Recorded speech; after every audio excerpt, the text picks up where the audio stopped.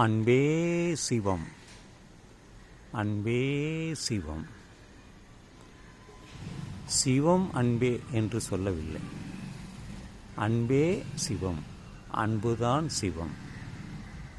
அப்ப சிவம் இல்லை என்றால் சவம். அப்ப சிவம் என்றால் உயிர் மூச்சு, உயிர். அந்த உயிர்தான் அன்பாக எல்லோ உயிரினங்களிலும் வெளிப்படுகிறது.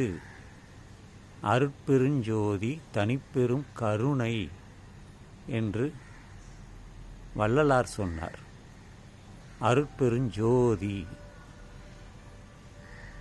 உன்னிடத்திலும் அந்த ஜோதி இருக்கிறது, பிரபஞ்சத்திலும் அந்த ஜோதி இருக்கிறது. ஒவ்வொரு அணுவிலுமே அங்கே ஆற்றல் இருக்கிறது. இதுதான் உண்மை. சிவம் போனால் சவம், சவம் என்றால் பிணம்.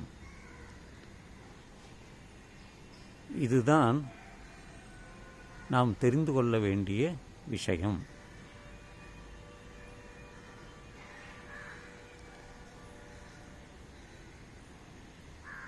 அன்பிலார்க்கு அன்புடையார் எல்லாம் உரியர் என்று திருக்குறள் ஒரு பாடல் இருக்கிறது. திருவள்ளுவர் சொன்னார், அன்புடையார் எல்லாம் உடையர் என்று. அன்பு யாரிடம் இருக்கிறதோ அவர்களெல்லாம் அன்புடையவர்கள்.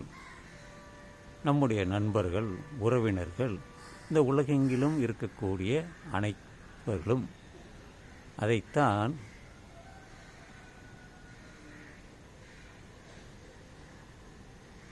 யாதும் ஊரே யாவரும் கேளீர் என்று கணியன் பூங்குன்றனார் சொன்னார். இதையெல்லாம் மறுத்து சிலர் கிளம்பி இருக்கிறார்கள் என்றால் அவர்களை புறந்தள்ளி விடுவோம். நமக்கு வேண்டியது அன்பு. அன்பை போதித்தவர்கள்தான் இயேசுபிரான், கௌதம புத்தர், மகாவீரர். அனைவருமே அன்புடையவர்கள். அங்கே அன்பு மறைந்துவிட்டால் துன்பம். துன்பத்தைத்தான் காரணம் ஆசை என்று சொன்னவர் கௌதம புத்தர்.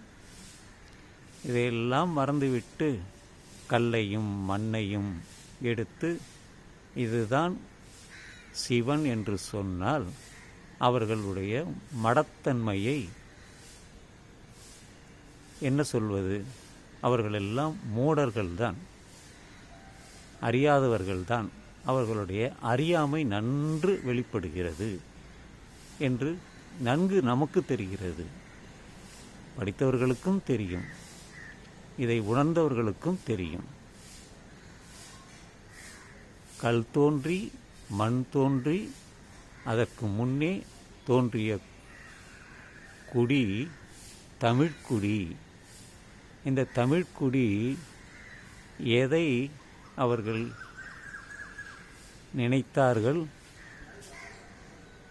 நிலத்தை 5ஆக பிரித்து அதற்கான தலைவன்களை வைத்தது தமிழ்க்குடி. திருக்குறள்